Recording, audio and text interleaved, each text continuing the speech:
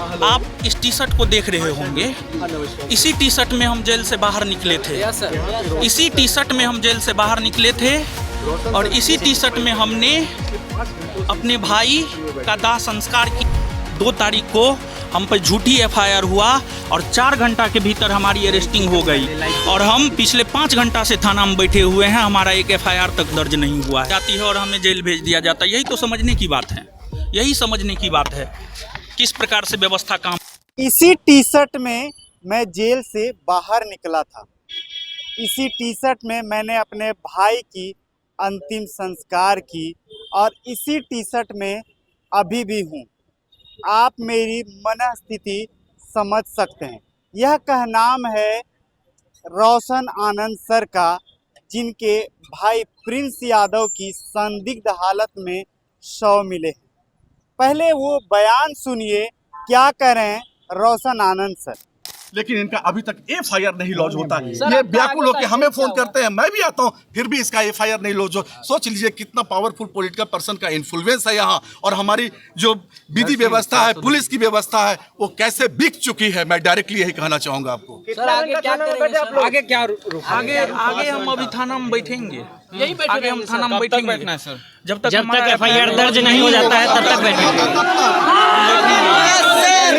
और मीडिया बंधु के माध्यम से अपने छात्रों को यही कहेंगे, विधि व्यवस्था बना करके आप हमारा सहयोग। जिस प्रकार सर छात्रों को सत्य और अहिंसा के पाठ आप पढ़ाते हैं सर, तो क्या लग रहा है कि सरकार से आपको न्याय मिलेगा? इसी मार्ग पर चलते हुए हम यहाँ पर बैठेंगे और हम अपने छात्र से भी कहेंगे कि आप हमारा सहयोग कीजिए पूर्ण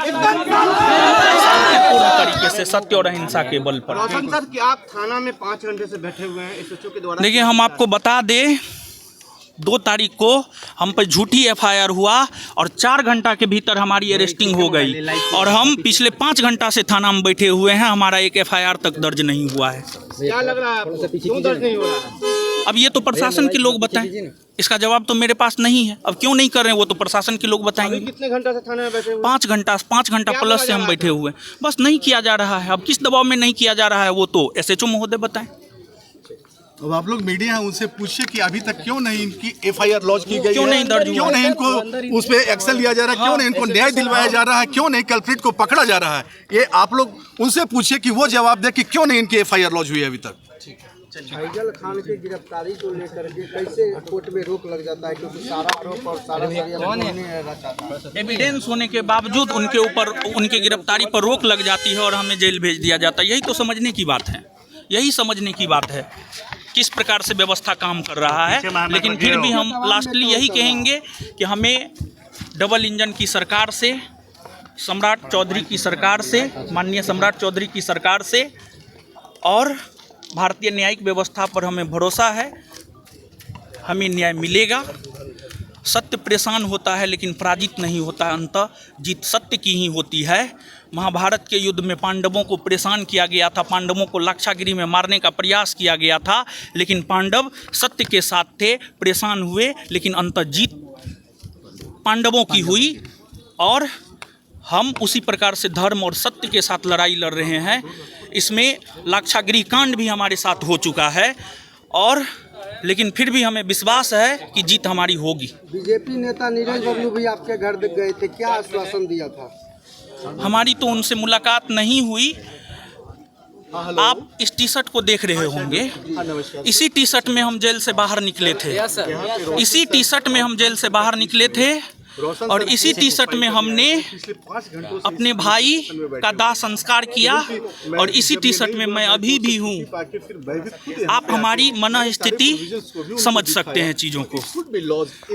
हतप्रभ हैं, हमारी भी मानसिक स्थिति बहुत अच्छी नहीं है, हमारा भी स्वास्थ्य बहुत अच्छा नहीं है, लेकिन फिर भी हम अपने भाई को न्याय दिलाने के लिए, हम गोली खाने के लिए तैयार हैं। हमको कदम कुआं थाना गोली मार दे, हमारा इनकाउंटर कर दे, या तो एफआईआर करे या हमारा इनकाउंटर कर दे,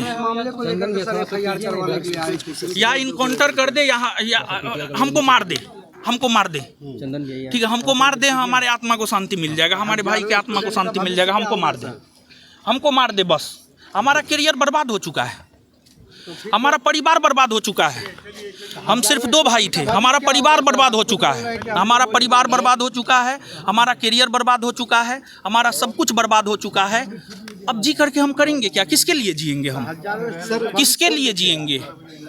अगर FIR तक हम दर्ज नहीं करवा पाते हैं अपने भाई के लिए, तो फिर हम क्या करेंगे बताइए?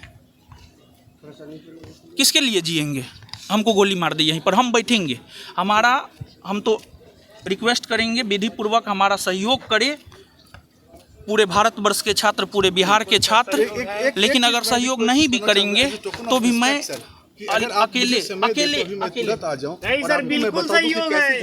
अकेले हम यहाँ पर बैठेंगे।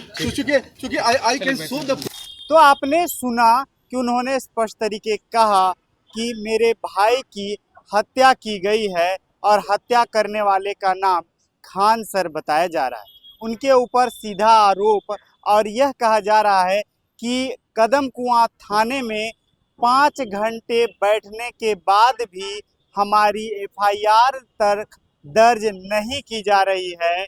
माननीय मुख्यमंत्री सम्राट चौधरी, बिहार के मुख्यमंत्री सम्राट चौधरी से गुहार लगा रहे हैं कि हमारी FIR तक दर्ज कर ली जाए।